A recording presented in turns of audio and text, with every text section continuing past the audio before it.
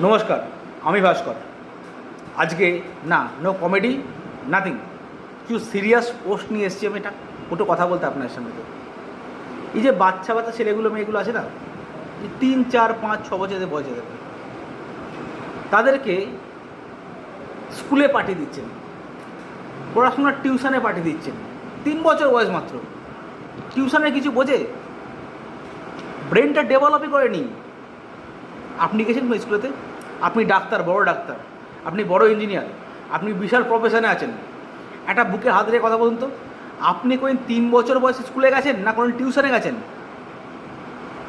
শৈশবটা কেড়ে নেবেন না তা ওদের থেকে। দয়া করে রিকোয়েস্ট করে বলছি, আপনি কম্পিটিশানটা বন্ধ করুন।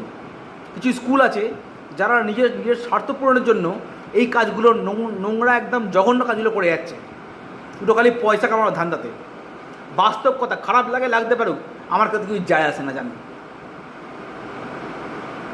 নিজের স্বপ্ন পূরণ করতে পারেননি মানছি আমি, তা বলে সেটা বাচ্চাকে দিয়ে পূরণ করব না? তাকে খেলতে দিন, তাকে বড় হতে দিন। তাই দয়া করে তাদের না শৈশবটা ছিনিয়ে দেবেন না, এটা রিকোয়েস্ট করলাম আমি, হাত জোর করে রিকোয়েস্ট করলাম।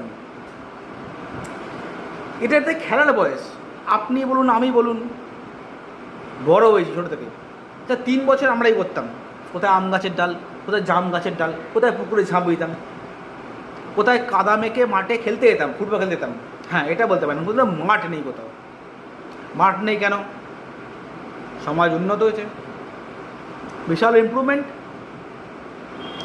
বস, ইমপ্রুভমেন্টটা ওখানে হয়েছে, কিন্তু এখানে ইমপ্রুভমেন্টটা কিন্তু হয়নি। কিন্তু যদি এখানে ইমপ্রুভমেন্টটা হতো না, তাহলে কিন্তু মাঠটা মাটি থাকতো। Am I right or not? কমেন্টে লিখে জানাবেন কথাটা আমার, ঠিক আছে?